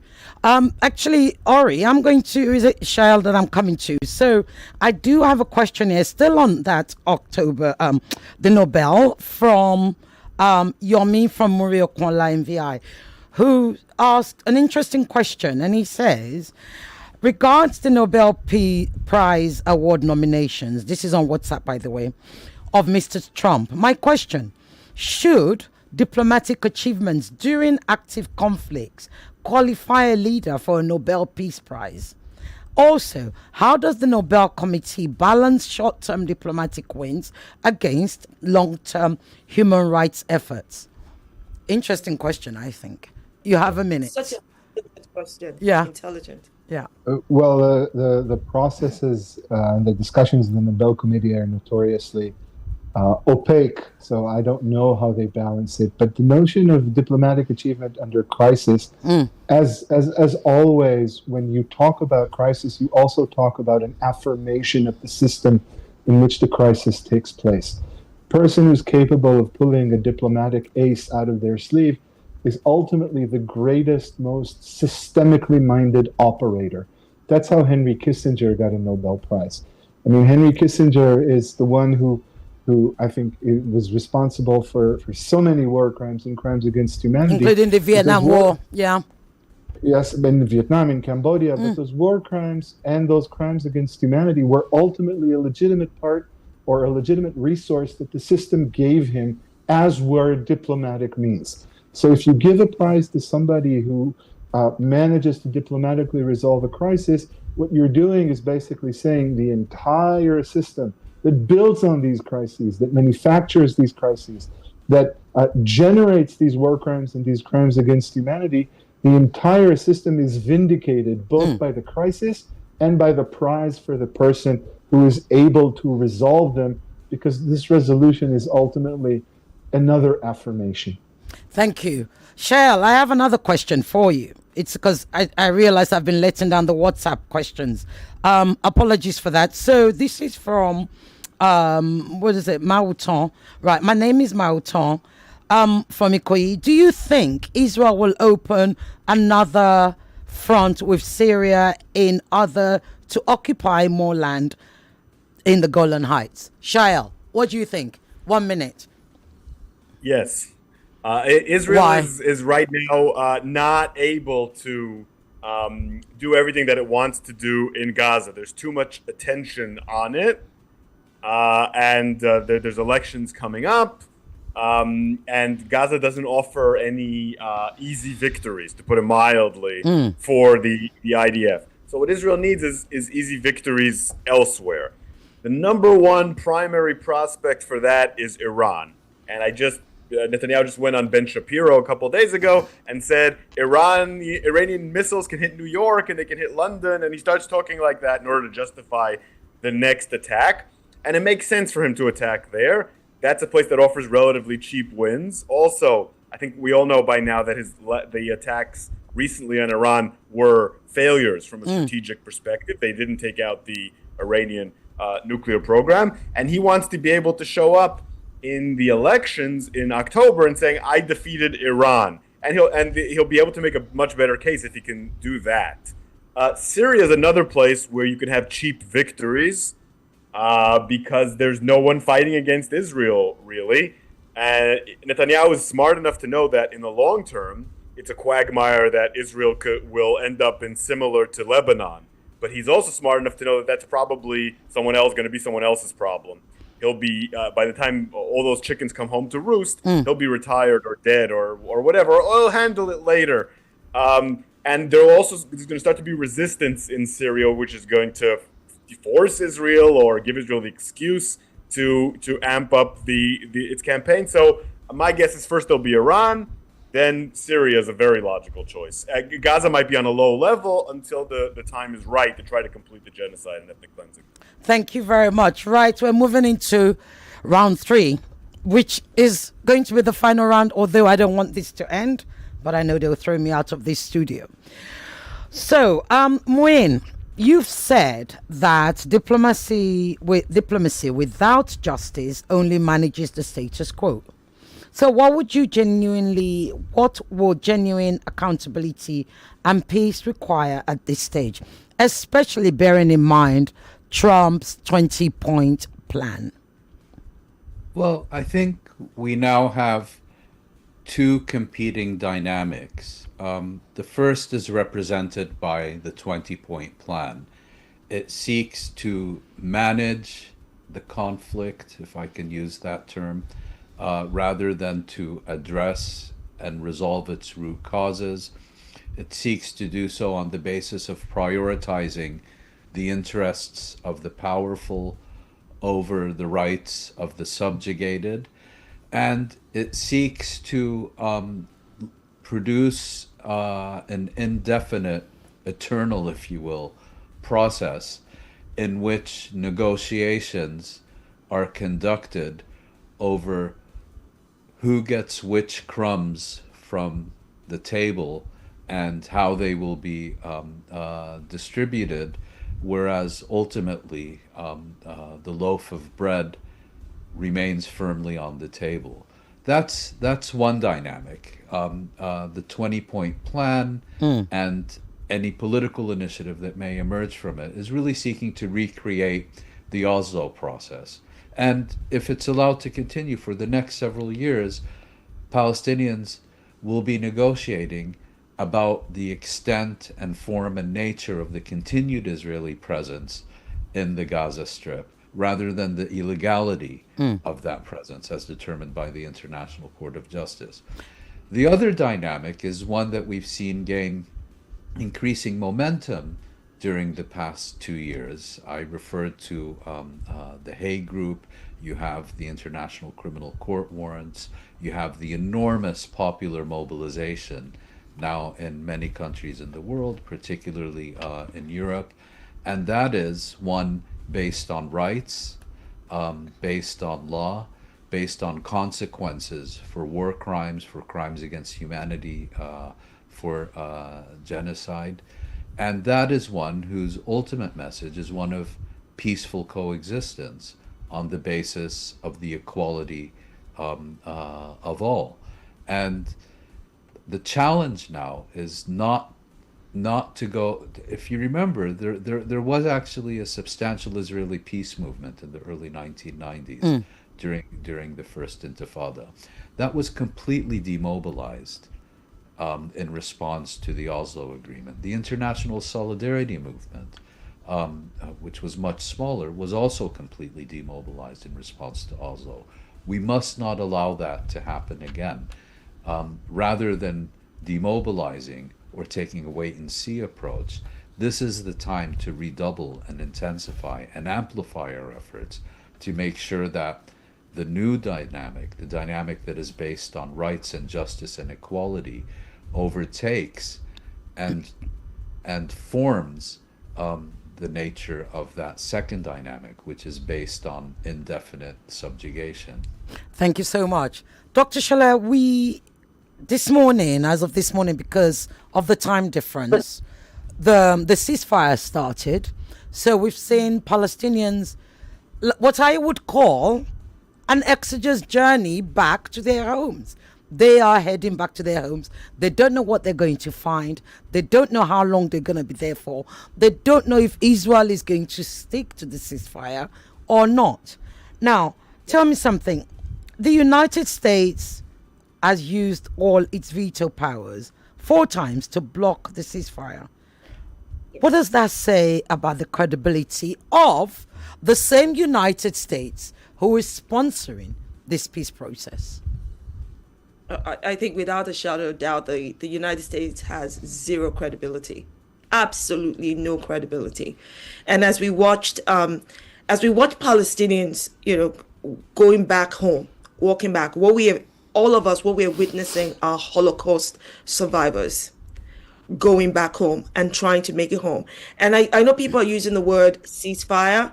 There is no ceasefire, because so far in the last 2 years, and which today also evidences, ceasefire always means you cease, but Israel continues to fire. Because Israel is still killing Palestinians, is still shooting at Palestinians. Nothing has really changed. The status quo hasn't really changed.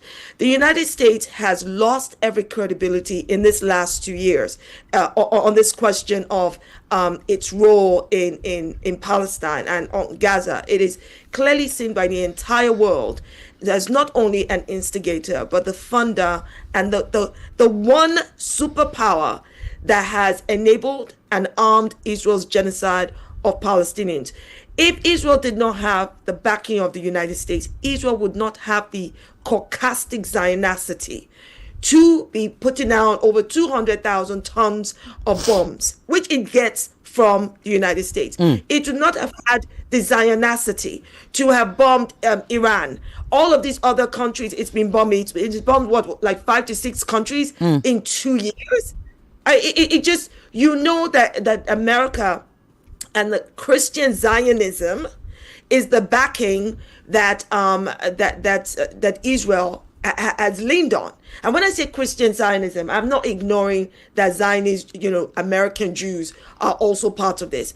I'm saying that the in terms of numbers and the power that senators and politicians, American senators and politicians like, Ted Cruz, who make it blatantly clear that it's Israel first, not America first, that they have helped shape this whole conversation around backing Israel because the Bible tells me so. I mean, that's all bullshit. The Bible does not tell you to back Israel in any way, shape, form, or manner, and certainly not in a genocide. Okay?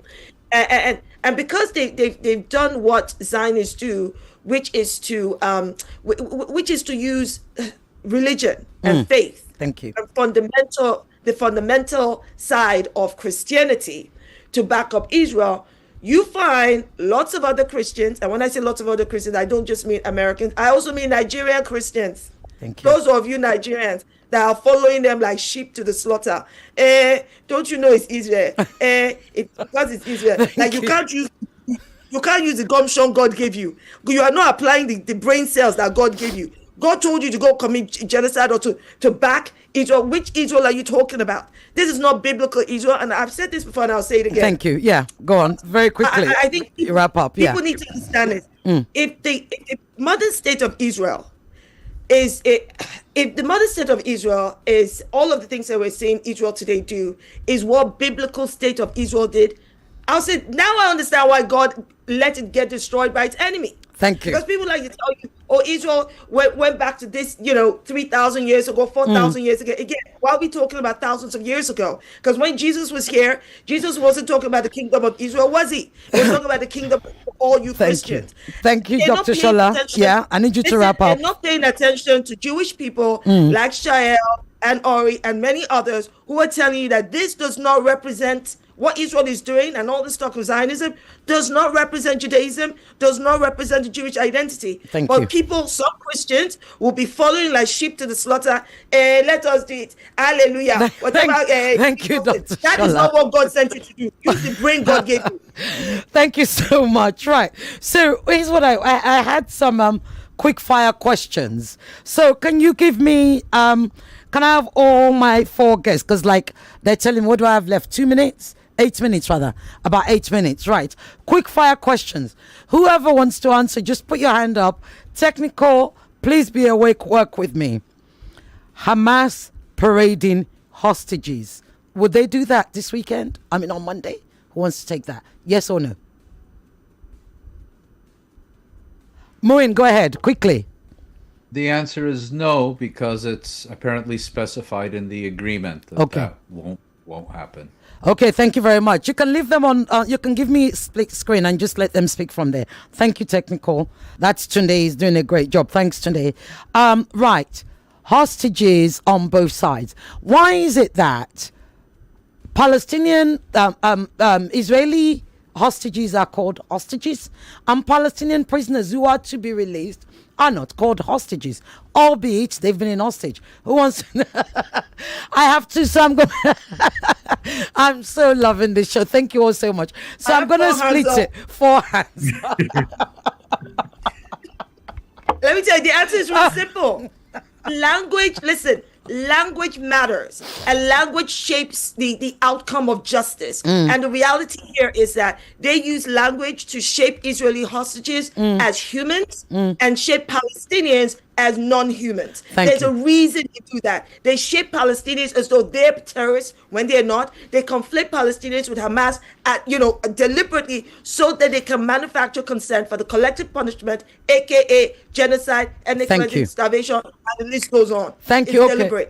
Ori, you want to say something quickly on that? Because you had your hand up too.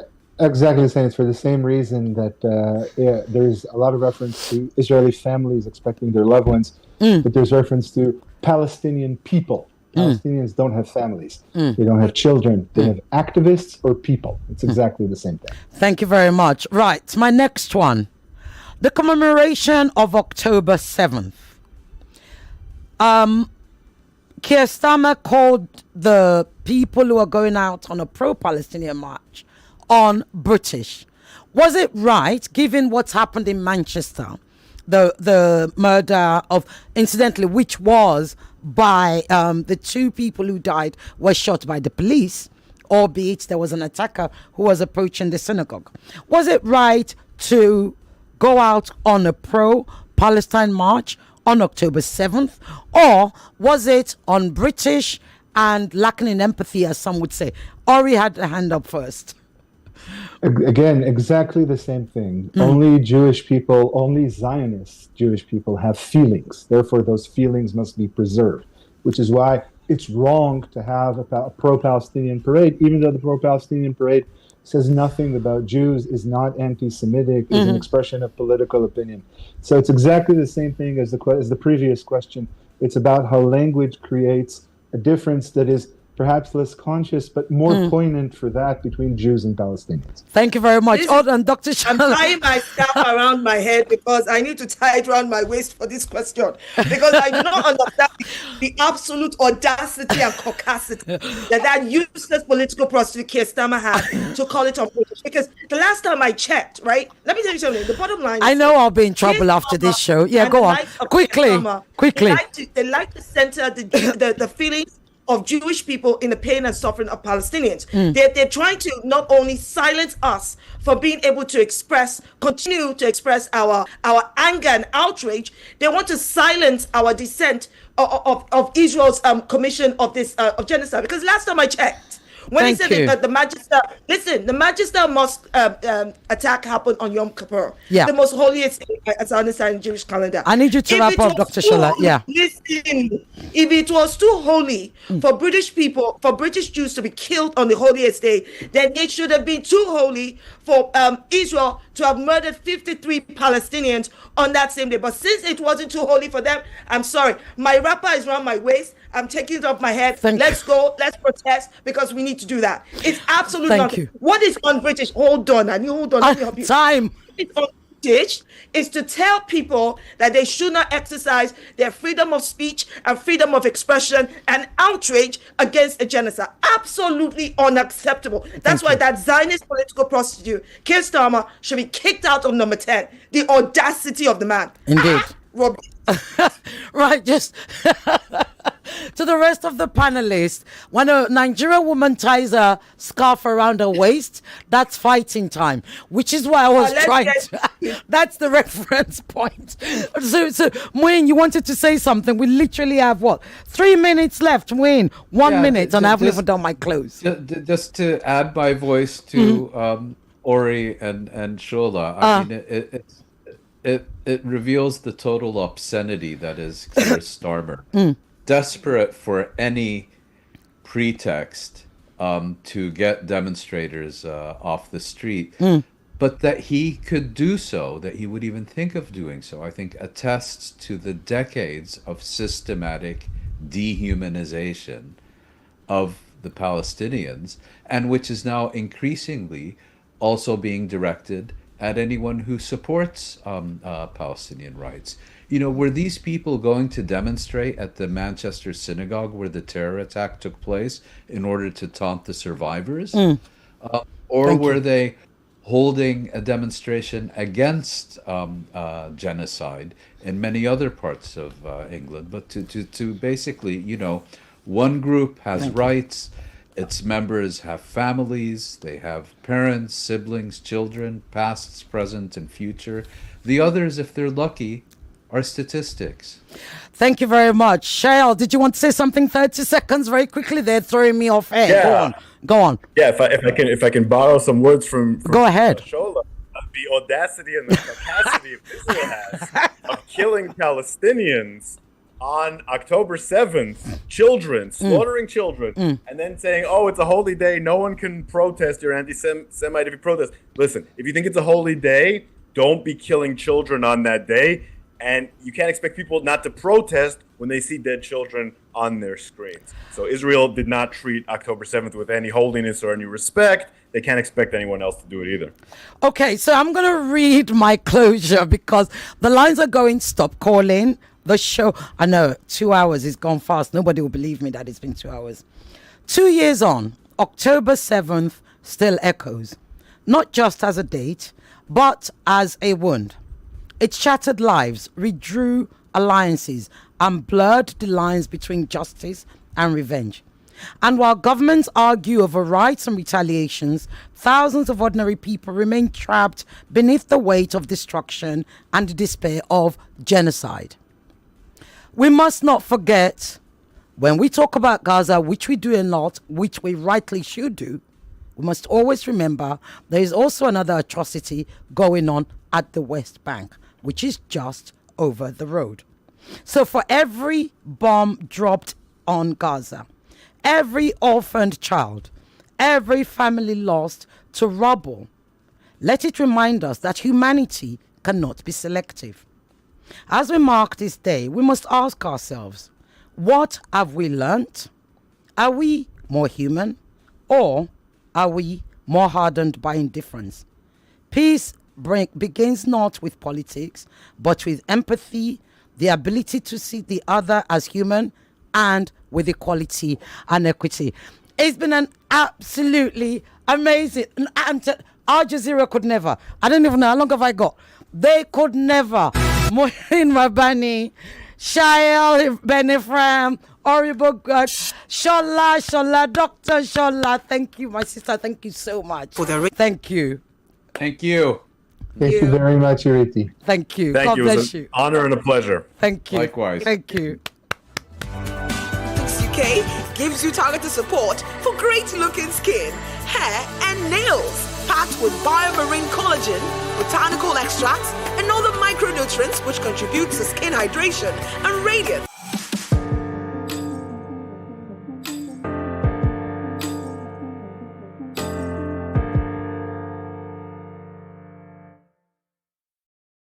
Quiz Show is back with season 4. Get ready to watch young superstars from schools across Nigeria battle it out in the ultimate contest of knowledge, speed, and fun. Catch all the excitement from 12th October on Z World, DSTV channel 166, and GoTV channel 30 every Saturday and Sunday at 10 a.m. sharp. It's going to be a thrilling journey of learning, laughter, and superstar moments, and you don't want to miss it. Superstar Quiz Show. You didn't find 99.3 Nigeria Info. We are more than just radio. Subscribe to our YouTube channel at Nigeria Info FM. Check us out on Facebook at Nigeria Info 99.3. Follow us on Twitter at Nigeria Info FM and on Instagram at Nigeria Info FM Lagos for live updates as it happens. 99.3 Nigeria Info. Let's talk.